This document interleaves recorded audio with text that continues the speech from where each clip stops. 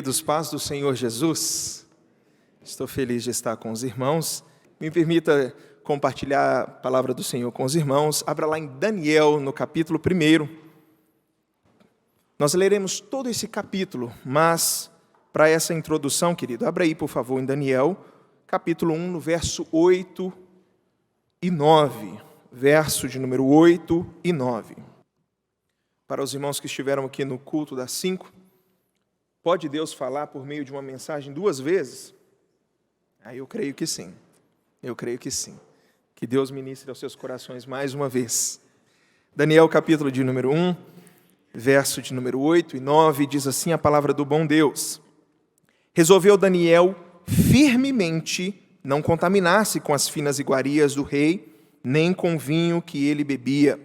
Então pediu ao chefe dos eunucos que lhe permitisse não contaminar-se. Ora, Deus concedeu a Daniel misericórdia e compreensão da parte do chefe dos eunucos. Paizinho, nós cantamos louvores ao teu santo nome e neste momento nos assentamos para ouvir a tua doce voz.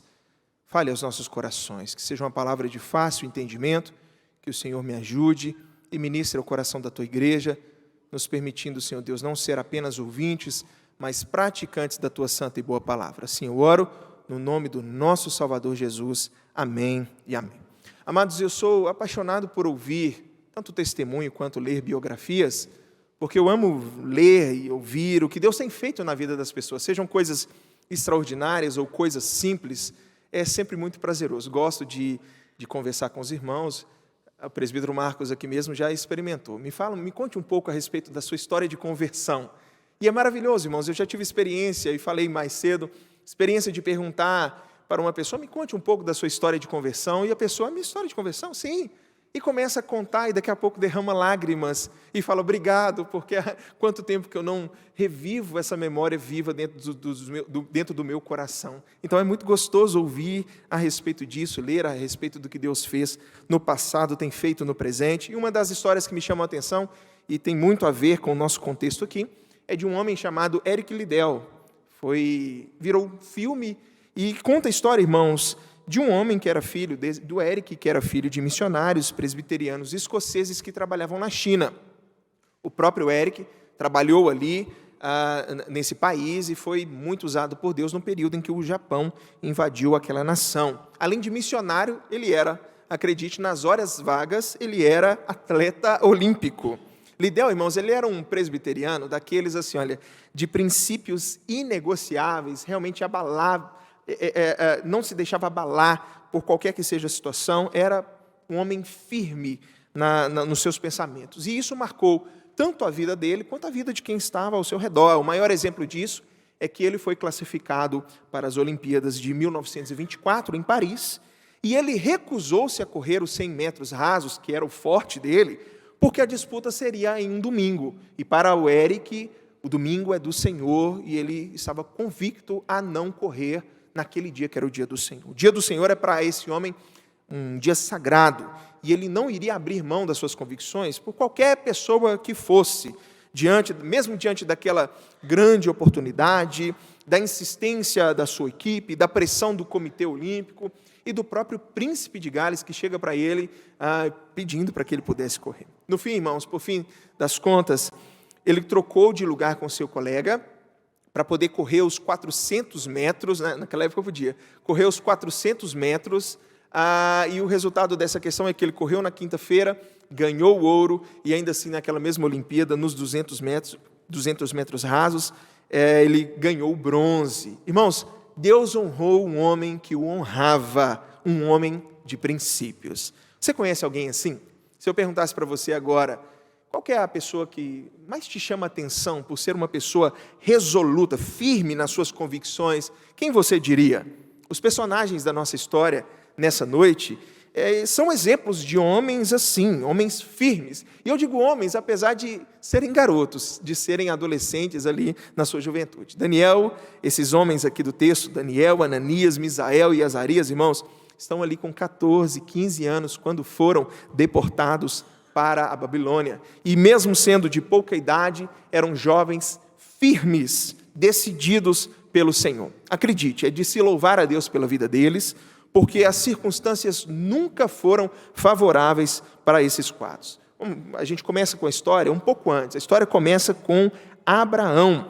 Abraão, irmãos, ele foi escolhido por Deus para dar início a uma família especial, uma família que era ligada muito mais por questão sanguínea, muito mais do que sangue, mas por alma, por uma promessa. Daquela família nasce uma nação, essa nação vai parar no Egito e vai ficar ali por 400 anos. 400 anos depois ela sai, e sai de uma maneira extraordinária, porque o povo sai passando no meio do Mar Vermelho, coluna de água de um lado, coluna de água do outro, mas ainda assim, irmãos, aquilo não foi suficiente para gerar fé no coração daquelas pessoas. Passaram e por causa da desobediência ficaram 40 anos no deserto. 40 anos depois, chegam diante da terra prometida, invadem essa terra, conquistam essa terra como Deus havia prometido. Mas durante esse tempo, irmãos, o povo começou a se envolver com os deuses pagãos, os deuses das nações vizinhas. Josué está morto, Deus levanta juízes em favor do seu povo. Após isso, vem o período dos reis, Saul, Davi, Salomão. Enquanto esses estão reinando, as 12 tribos estão unidas. Mas, irmãos, basta Roboão assumir, e um homem que tinha simplesmente dores no seu coração, profundas, e esse Roboão, irmãos, divide. 10 tribos vão para o norte, 10 tribos, 2 tribos para o sul, reino dividido, norte e sul. E durante todo esse tempo, que fique bem claro, o Senhor sempre enviou os profetas para poder chamar o povo a uma adoração exclusiva. Ouve Israel, o Senhor nosso Deus é o único Deus. Mas o povo, irmãos, dava de ombros, rejeitavam, matavam os seus profetas, negligenciavam a palavra do Senhor. E a consequência da desobediência veio. Chegou primeiro para o reino do norte. Lá em 722, irmãos, antes de Cristo, a Síria fez tombar a Samaria, que era a capital, tombar aquele povo, foram levados cativos, perderam as suas identidades, não só como homens, mas também como povo de Deus. O reino do sul chega até a durar um pouco mais, por causa das grandes reformas, profundas reformas teológicas que houve no Reino do Sul, mas cerca de 100 anos depois, irmãos, lá estava a Babilônia, as portas de Jerusalém, sendo um instrumento de disciplina de Deus para aquela nação, para aquele povo. Judá foi levado então cativa, o povo chorava às margens do rio Quebar, quem está vivendo esse tempo é Jeremias, chorava, mas de nada adiantava, porque aquele cativeiro, irmãos, fazia parte de um plano soberano do nosso Senhor. Esse é o panorama daquilo que está diante de nós. O nosso texto, ele se inicia aqui, e eu quero que você acompanhe comigo, aí no verso de número 1 e 2, que o texto diz assim, olha, no ano 3º do reinado de Jeoaquim, rei de Judá, veio Nabucodonosor, rei da Babilônia, a Jerusalém, e a sitiou. O Senhor lhe entregou nas mãos a Jeoaquim, rei de Judá, e alguns dos utensílios da casa de Deus. A estes levou-os para a terra de Siná, para a casa do seu Deus, e o pôs na casa do tesouro do seu Deus. Eu fico imaginando, irmãos, a alegria das nações inimigas, do povo de Deus ali, do povo de Israel, ao saber o que estava acontecendo com o reino de Judá. Porque, vê se você concorda comigo, a queda de Jerusalém parece ser o triunfo dos deuses pagãos sobre o Deus de Israel. Talvez a conversa que tinha no meio do povo era assim, olha, veja lá, Deus poupou eles e preservou eles lá no Egito e tirou ele com mão forte, mas está vendo? Não conseguiu preservá-los da mão da Babilônia. Esse Nabucodonosor, esse camarada é demais, não é?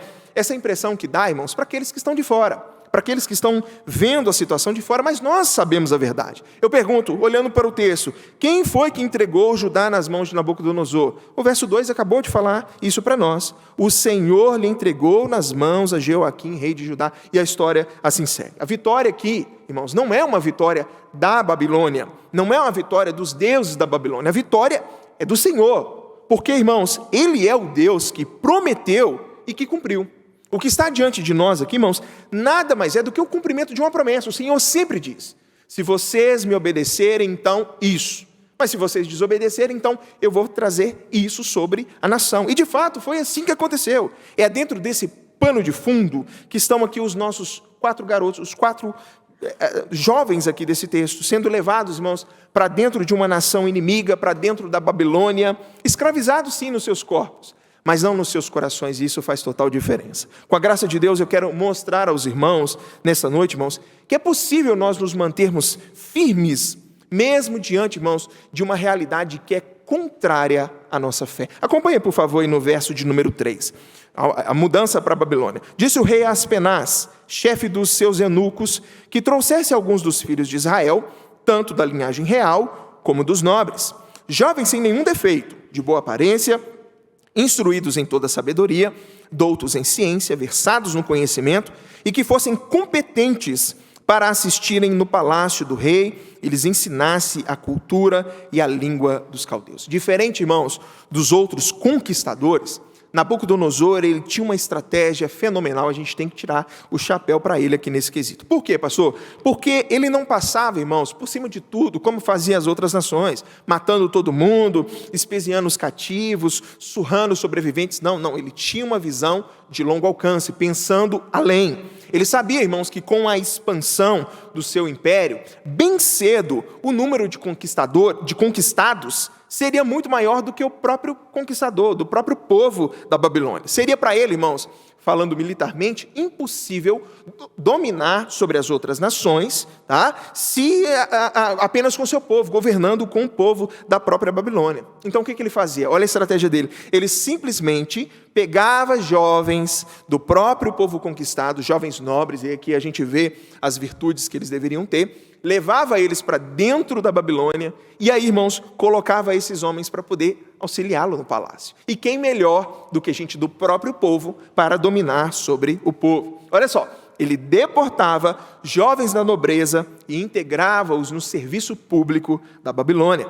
Várias partes, irmãos, do Império Babilônico eram governadas pelos próprios cativos, e você há de convir comigo que isso é genial, é uma estratégia, do grego estratégia, muito genial da parte de Nabucodonosor. Se alguma nação, irmãos, olha só o que acontecia, se alguma nação se insurgisse contra a Babilônia, muitas das vezes teria que dar de frente com seus próprios filhos, com conhecidos, com gente da própria família. Então, é uma estratégia que realmente chama a atenção. E é por isso que esses 4 amigos, eles estão lá. Nós estamos dando todo um panorama da história para nós extrairmos lições aqui aos nossos corações. Esses amigos estão ali dentro, faziam parte desses que foram levados em um caráter especial, que era o de exercer liderança junto àquela nação. Mas nem tudo são flores. Olha o desafio pedagógico, versos 5 a 7. Determinou-lhes o rei a ração diária das finas iguarias da mesa real e do vinho que ele bebia, e que assim fossem mantidos por 3 anos, ao cabo dos quais assistiriam diante do rei. Entre eles se achavam dos filhos de Judá, Daniel, Ananias, Misael e Azarias. O chefe dos eunucos lhe pôs outros nomes, a saber, a Daniel de Beltesazar, a Ananias o de Sadraque, a Misael de Mesaque e a Azarias o de Abednego. Ser levado cativo, irmãos, já era um grande problema em si. Mas aqui começam verdadeiros desafios para a fé desses jovens. Nabucodonosor levava, assim, os jovens para ali o seu palácio, dava para eles cargos importantes, mas não sem antes, irmãos, fazer uma espécie de reeducação pedagógica. Como assim, pastor? Por 3 anos, eles não precisariam se preocupar com absolutamente nada, a não ser estudar.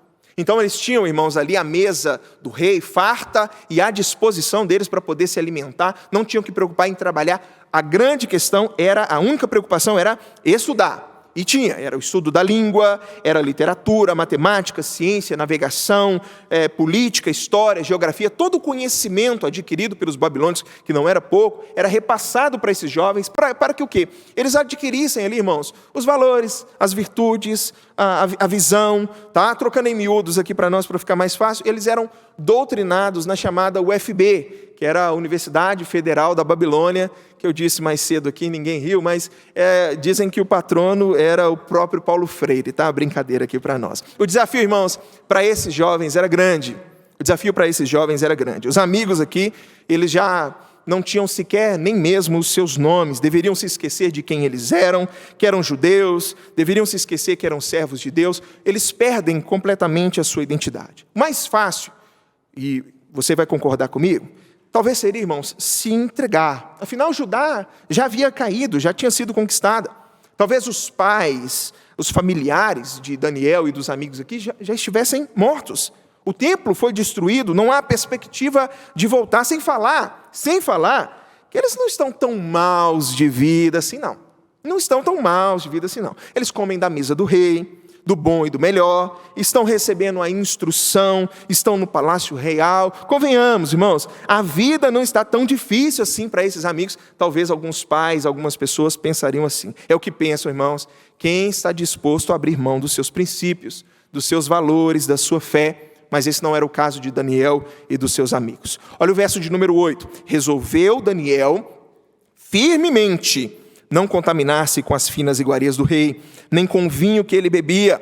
Então pediu ao chefe dos eunucos que lhe permitisse não contaminar-se. O principal motivo para que Israel, irmãos, fosse repreendido e ter sido levado para o cativeiro era a idolatria. E o que estava diante de Daniel, irmãos, naquela mesa posta diante dos seus olhos, uma mesa que tinha tudo que você possa imaginar da alimentação ali daquela época, era justamente, irmãos, um pecado de idolatria. Era um prato cheio e literalmente de idolatria. O problema não estava na comida, a picanha assada, a lasanha saborosa, a coca gelada e vamos mudar de assunto. O problema, irmãos, estava em que Stuart Olyott até diz que cada refeição feita, irmãos, na Babilônia, ela se iniciava com um ato de adoração aos deuses pagãos.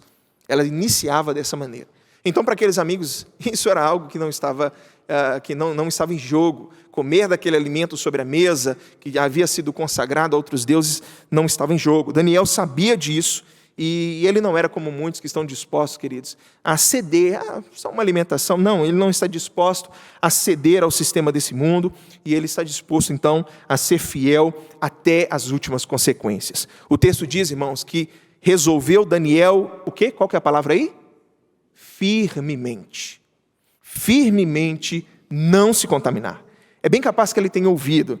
Nossa, Daniel. Você não está exagerando, não? Daniel, você não está exagerando? Para que criar caso com isso? Uma coisa tão pequena como essa, que inclusive você pode morrer por causa disso, rapaz. E você está criando caso com isso, porque a alimentação da mesa aqui. Pensa, Daniel, no benefício que vai ser para ter alguém do seu calibre lá dentro da Babilônia, alguém trabalhando no serviço público ali. Nossa, pensa no benefício. Você pode fazer muita diferença estando ali, hein? Lá dentro desse conselho, dentro do conselho, dentro daquela realidade ali. Você pode fazer muito pelo povo estando lá dentro. Basta apenas assim que você abra mão dos seus princípios. E esses amigos não estão. Daniel preferia morrer a se vender. Preferia a morte a negar ao Senhor. E eu pergunto se essa é também uma realidade para você. Se essa também é uma realidade para você. Irmãos, Deus sempre terá os seus. O chamado remanescente fiel. Homens e mulheres, irmãos, que não se dobram, que não se vendem. Porque eu quero que os irmãos percebam aqui nesse texto que a história que nós sabemos daqueles que foram levados de Judá, que é povo de Deus, para dentro do cativeiro, irmãos, é a história desses 4. Quem sabe os outros já estavam comendo, bebendo e se fartando ali dentro da Babilônia, despreocupados com a vida, mas Deus tem os seus.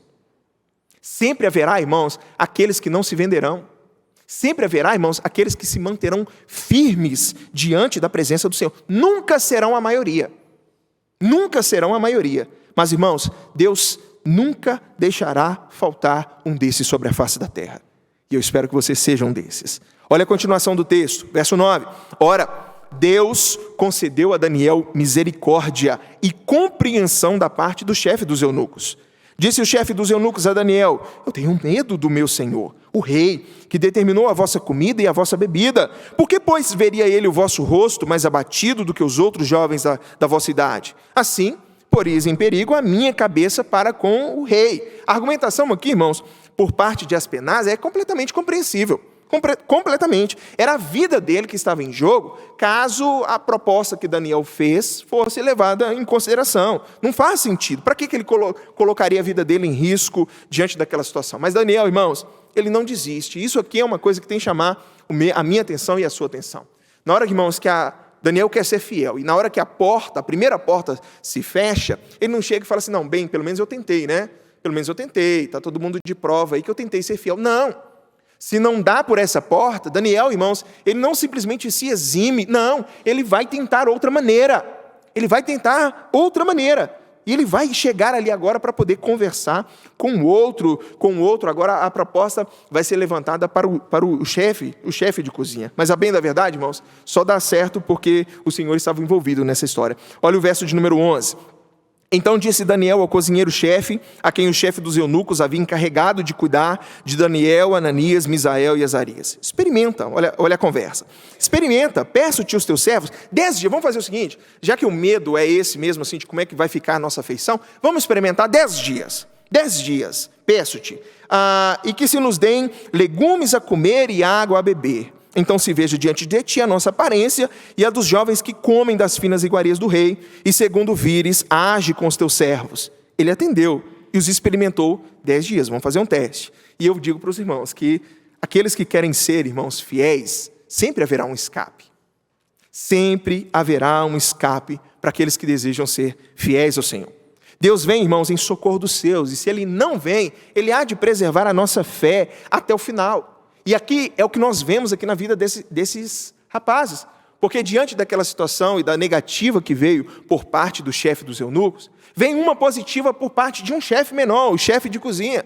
Deus sempre, irmãos, fechou uma porta, abre uma janela, mas Deus, para aqueles que desejam ser fiéis, Deus os abençoa. E o resultado dessa empreitada, olha o verso de número 15 e 16. No fim dos 10 dias, a sua aparência era melhor, estavam eles mais robustos do que todos os jovens que comiam das finas iguarias do rei. Com isso, o cozinheiro-chefe tirou deles as finas iguarias e o vinho que deviam beber e lhes dava legumes. Eu pergunto até onde você está disposto a ir por sua fé. Os amigos aqui, irmãos, desse texto, estavam dispostos a ser permanentemente alimentados com uma mistura de verduras e frutas, porque eles entendiam, irmãos, que fazer o contrário seria negar ao Senhor, seriam se vender, seriam trair a sua consciência diante do Senhor. Agora, para nós, sejamos sinceros, nós temos tido essa mesma sensibilidade? Nós também temos tido essa mesma sensibilidade? Ou será, irmãos, que nós temos, assim, constantemente sido infiéis por termos vendidos ao... deixa disso, é tão pequeno, né? Então, isso é pequeno demais. Wisby, um comentarista, ele diz algo, irmãos, que é digno de nota. Ele fala assim que um coração que ama o Senhor não tem dificuldades em fazer escolhas certas e em confiar em Deus para suportar as consequências. Daniel e seus amigos, irmãos, fizeram a escolha certa, honraram ao Senhor, se mantiveram fiéis. E sabe a consequência disso? Olha aí a continuação, o encerramento do nosso texto, 17 a 21. Ora, a esses 4 jovens... Deus deu o conhecimento e a inteligência em toda cultura e sabedoria. Mas a Daniel deu mais. Deu inteligência de todas as visões e sonhos.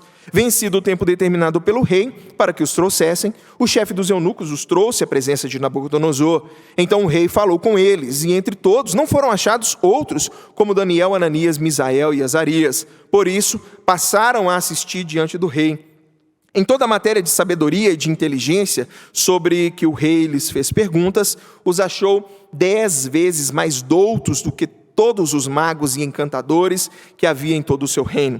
Daniel continuou até o 1º ano do rei Ciro. Os 4 amigos aqui, irmãos, passaram pelo teste do rei, uma prova oral. O próprio rei veio, fez as perguntas e foram considerados 10 vezes mais sábios, não apenas entre os formandos, mas entre todos os que existiam, irmãos, dentro os sábios que existiam no reino. Agora, irmãos, o teste do rei da Babilônia não se compara ao teste do rei dos reis. Eles foram aprovados no teste dos homens por suas inteligências, mas aprovados ainda mais, irmãos, no do Senhor, pelos seus corações resolutos em serem fiéis a Cristo, ao nosso Deus. Assim como Eric Liddell, para esses 4 amigos, Deus vinha em primeiro lugar. E honrar ao Senhor vinha em primeiro lugar. Deus não era para eles apenas mais um, não era uma agenda de fim de semana, não era uma historinha do qual os pais contavam. Não, para Daniel e seus amigos, irmãos, Deus era o soberano Senhor que guia a história. Ele é o Deus, irmãos, que tem as nações, os reinos e reis na palma das suas mãos e faz deles assim o que desejar. Sendo quem é, irmãos, Daniel sabia que esse Deus deveria ser honrado, respeitado, adorado, porque Ele é o que está acima de tudo e contempla a todos nós. Eu pergunto se é assim que você o vê. Deus vem em primeiro lugar na sua vida. Permita-me encerrar trazendo algumas aplicações ao nosso coração mediante o texto que está diante de nós. A primeira delas, irmãos, é que nunca será sobre circunstâncias, mas sobre caráter, mas sobre disposição em ser fiel. É óbvio que o meio ele tem um poder de influência sobre nós. A gente não pode ser tolo em relação a isso. O meio ele tem um poder de influência. Mas quem decide ser fiel, irmãos, vai ser fiel independente de onde ele esteja. Independente da circunstância, em qualquer que seja a situação que ele será colocado. Independente da prova, independente da realidade, ele vai ser fiel. Quando a gente olha para Jó, irmãos, Jó é fiel e recebe elogios da parte do Senhor, quando? Quando ele está na miséria, antes também, mas quando ele está na miséria, ele recebe ali elogios, em tudo Jó se manteve fiel. Olha o momento da vida de Jó. Jó havia perdido, irmãos, seus filhos. Jó havia perdido, irmãos, os seus servos, seus bens. O homem agora está cheio de dores no seu corpo. E em tudo isso o homem se manteve fiel. A gente olha para Paulo e o que nós vemos? Depois das chibatadas, depois de tomar um couro, sai de uma cidade quase semi-morto. No outro dia ele se levanta e esse Deus é fiel e se mantém firme diante da presença do Senhor. Não é sobre local, não é sobre circunstância, não é sobre idade. É sobre, irmãos, ser resoluto, ser firme nas suas convicções e ter princípios, irmãos, inegociáveis. Porque enquanto Jó, irmãos, está sendo fiel na provação, assim como Paulo também, assim como os amigos do texto que a gente sabe, da história da fornalha, no qual eles se preservam fiéis, no meio da cova dos leões que se preservam fiéis, a gente olha para o outro lado, irmãos, e a gente vê Adão caindo onde? Onde é que ele estava quando ele caiu? Quando a gente olha, irmãos, para Davi, onde é que Davi estava, irmãos, quando ele cobiçou Batseba? Dentro do palácio. Não é sobre circunstâncias, não é sobre local, mas é, irmãos, sobre manter-se fiel ao Senhor, uma questão, uma disposição do nosso caráter. Olha, resolveu Daniel firmemente, e que essa seja uma realidade para mim e para você. Resolveu seu nome firmemente, manter-se fiel ao nosso Senhor. Essa é a primeira das aplicações. A segunda para nós, irmãos, é de que a santidade, ela tem um custo. Irmãos, a santidade tem um preço. Me apresente um homem que decidiu ser fiel e não pagou um preço por isso. Todos aqueles, irmãos, que querem viver piedosamente, o que o texto nos diz? Todos aqueles que querem viver piedosamente em Cristo Jesus serão perseguidos. Amados, nós estamos em um rio de fortaleza, de correnteza forte, descendo, e nós estamos remando, irmãos, contra a maré. É a vida de um cristão. Você acha que vai ser fácil? Ah, pastor, porque o senhor está falando isso aí, mas não é fácil me permanecer fiel no contexto da minha faculdade. Não é sobre isso, irmãos. A questão não é a faculdade, a questão de disposição do nosso coração. Podemos sim ser influenciados pelo meio, o meio ele pode exercer isso para nós, mas se você decidiu firmemente no seu coração, tem um preço a ser pago por isso. Há um preço a ser pago por essa realidade. Ah, lá no meu trabalho, lá todo mundo leva uma caneta, mas você não é todo mundo. A sua mãe já não te contava isso? Você não é todo mundo. Essa é uma realidade. Irmãos, há um preço. A santidade tem um preço. Se manter fiel, irmãos, em um mundo que despreza as realidades espirituais, é ser taxado de louco. Pense em Eric Liddell, a oportunidade que estava diante dele, a oportunidade, irmãos, da vida. Nossa, corre aqui. Puxa, você é forte nos 100 metros aqui. E ele fala, não vou. É o dia do meu Senhor. Rapaz, não, mas assim, não é sempre não. É só dessa vez. Não estou aberto para poder abrir mão dos meus princípios. Não estou aberto a essa sugestão. E se manteve firme. Pense aqui nos amigos, irmãos, que estão diante desse texto. Veja o quão pesado foi para esses jovens. A santidade tem um preço. E a minha pergunta é, você está disposto a pagá-lo? Você está disposto a pagar? Terceiro, irmãos, se você está disposto a pagar o preço pela santidade, eu digo, afirmo algo ao seu coração. Você nunca perderá nada que realmente importa por ser fiel. Nunca haverá um dia na sua vida em que você vai se deparar com uma situação e você vai dizer assim, poxa vida, por que eu fui ser fiel?